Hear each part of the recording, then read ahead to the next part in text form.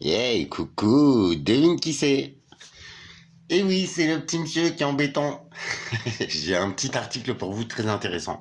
Je me permets de vous faire voir. Ce sera toujours plus joli que ma testasse. Donc j'ai trouvé ça sur ce diffuseur-là.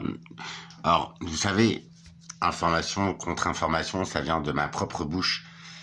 Mais ça, a priori, ça n'a pas des millions de lecteurs. Tu vois, déjà, faut tomber dessus. Tati tata.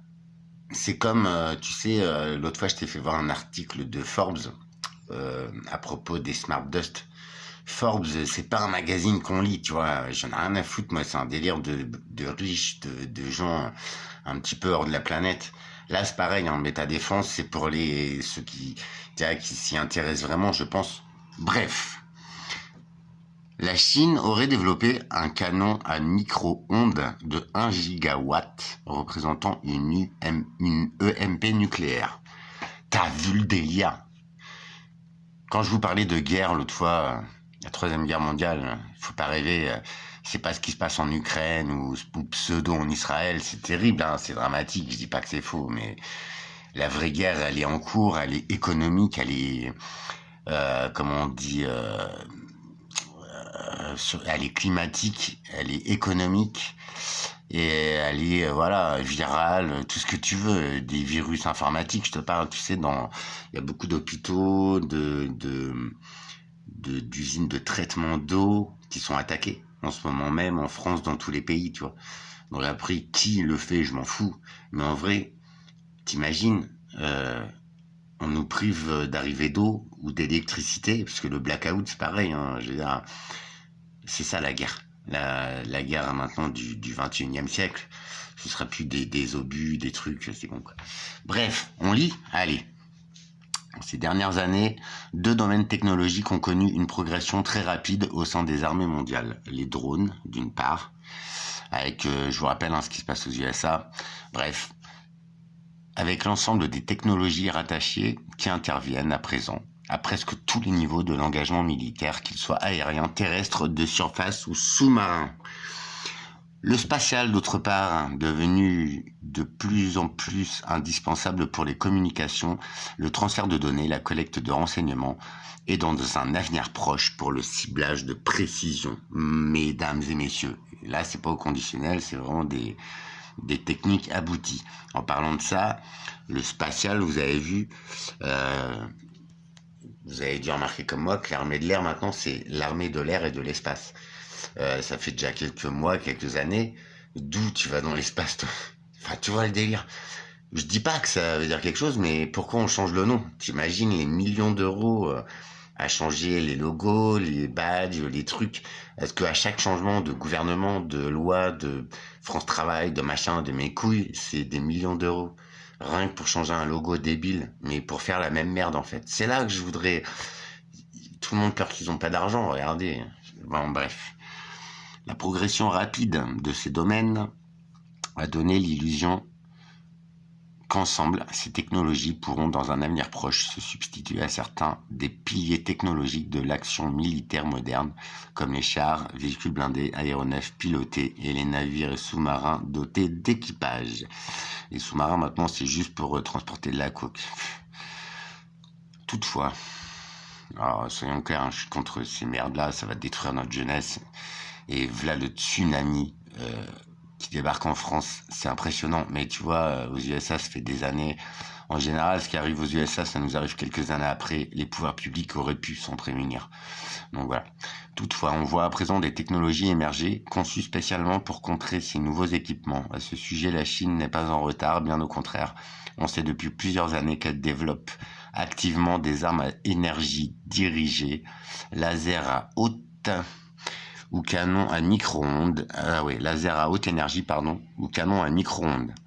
À ce sujet, on sait depuis plusieurs années, voilà, donc ça doit être développé, hein, laser, hein, canon à micro-ondes, des solutions de guerre électronique et des intercepteurs cinétiques pour se protéger des drones et pour neutraliser les satellites adverses. Après, tu ramènes ça à Starlink et tout ça. En fait, la guerre est déjà en cours depuis des années. Il y a quelques jours, des scientifiques chinois ont dévoilé les résultats des essais d'une arme de ce type, un canon à micro-ondes d'une puissance telle qu'il reproduirait localement le champ électromagnétique engendré par une explosion nucléaire exo-atmosphérique pour détruire drones et même satellites adverses. Exo-atmosphérique, c'est en dehors de l'atmosphère, je crois. C'est hallucinant.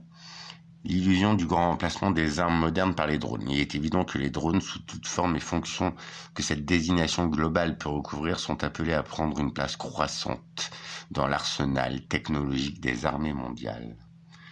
Ça fait un moment qu'on en est conscient. C'est ouf. Franchement, c'est ouf.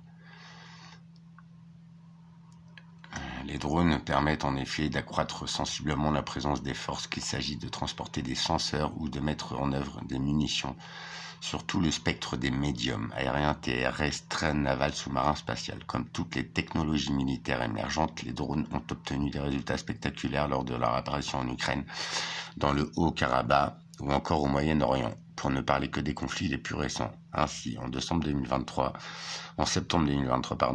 le First Sea Lord de la Royal Navy qualifia l'arrivée des drones de surface ukrainiens en mer Noire de moment Dednov, en référence à l'arrivée des premiers croiseurs cuirassiers à l'aube du XXe siècle. Oh, c'est ouf. Dès lors, certains, comme Elon Musk, se sont précipités pour annoncer la fin des avions de combat, de chars ou des navires de surface, tous bientôt remplacés par des drones à tous les échelons de l'action militaire. Et je vous mens pas, c'est marqué là. Ce biais est parfaitement connu du militaire. En effet, à chaque introduction d'une nouvelle technologie offensive, certains ont conclu qu'elles entraîneront la fin de leur cible ou de ce qu'elles remplacent. C'est ainsi que dans la seconde moitié des années 40, Washington était persuadé que les conflits conventionnels disparaîtraient en raison de l'arrivée de la bombe A. Les dirigeants américains étaient aussi certains que l'Union soviétique ne se doterait pas de cette arme avant 70 et les armées US subirent alors une violente cure d'amaigrissement. Celle-ci prit fin en 49 avec le premier essai nucléaire russe, puis en 50 avec le début de la guerre de Corée. Et en parlant de ça, il y a qu'un pays qui a balancé la bombe, c'est les US. Voilà, on dit ce qu'on veut sur Poutine, mais le diable, c'était les US sur Nagasaki et Hiroshima. Dans les années 50, l'arrivée des missiles sol-air devait sonner la fin de l'aviation tactique, que l'on jugeait bien trop vulnérable à ces nouvelles menaces. Alors je suis d'accord, mais bon, les drones n'étaient pas sortis. Et là, les drones... Bon, bref.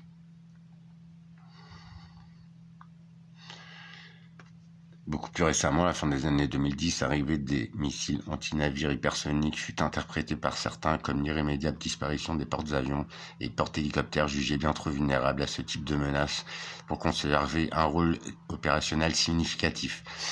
Et franchement, des porte-avions, on en a un ou deux en France. Et voilà quoi. C'est effectivement cette technologie-là. Voilà. Donc un canon à micro-ondes de 1 gigawatt capable de reproduire une UMP nucléaire. C'est également ce qui se produit à présent vis-à-vis de la menace que représentent les drones ainsi que la contre-menace spatiale.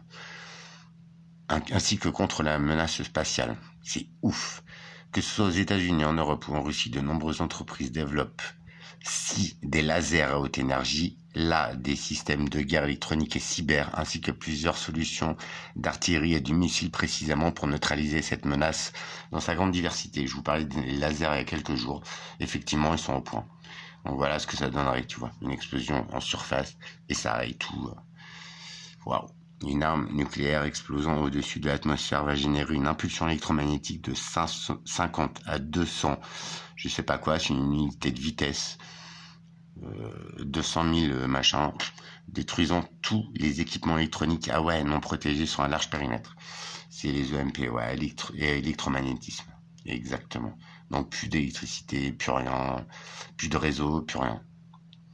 Quel meilleur moyen d'isoler un pays en le mettant dans le noir? Voilà, je déconne pas. C'est un article, alors, information, contre-information. Je me permets t'inviter à aller voir les infos aux US, les images des drones. La technologie déjà en cours. Donc après... livraison de drogue dans les prisons, enfin tu vois déjà il y a plein d'applications. Et puis les colis aux US, c'est légal. UPS, ils ont essayé des vols commerciaux avec des drones, des livraisons de colis. Parce que là-bas, les lois sur la circulation dans les airs, c'est pas les mêmes qu'en France. En France, on est un peu protégé de ça. Moi qui suis livreur, je t'avoue, je préfère conduire une camionnette que me faire livrer par un drone. Voilà, il fallait que je vous le fasse vite fait. Pour faire un petit coucou, prenez soin de vous. C'est juste, on va rien changer, c'est prendre conscience d'où on en est. Ciao.